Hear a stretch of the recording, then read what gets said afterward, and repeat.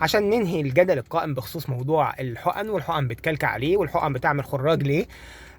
انا هقول لكم الطريقه الصح اللي هتدي بيها الحقنه، وهنستعين بالاخ بهنساوي. هو بس مجهد شويه من التعليقه. بهنساوي يا بهناس اصحى. طيب ماشي، هنستعين بيه، هننزله من الحبل المشنوق فيه ده. معلش هنتعبك معانا يعني. بصوا يا جماعه، ادي بهنساوي. الحقنه بتتضرب بالطريقه دي. هنكشف بس هدومه، معلش هو بس ايه واخد تان من الشمس، الالوان مغيره، محتاج يستحمى شويه بس مش مشكله.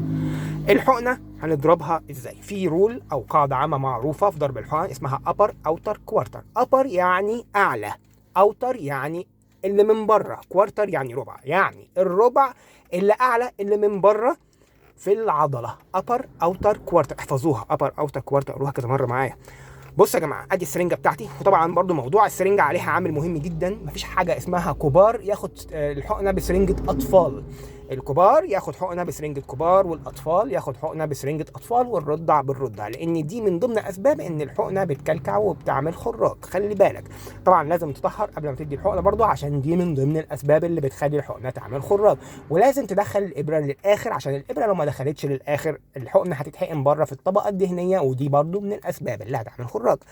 زي ما احنا شايفين يا جماعه، ادي بهنساوي وادي العضله بتاعته. العضله بتاعته النص ده، شايفين من الخياطه هنا اهي، النص ده اسمها العضله الفخذ بتاعته. بالنظر كده ماشي، هنقسمها لاربع تربع، اربع تربع. وزي ما قلنا الرول بتاعتنا ايه؟ upper outer quarter، يعني الربع اللي من بره، اللي من بره اللي من فوق. ادي الابر اللي من بره، وادي الابر اللي هو اعلى والاعلى، والاوتر اللي هو من بره كوارتر الربع.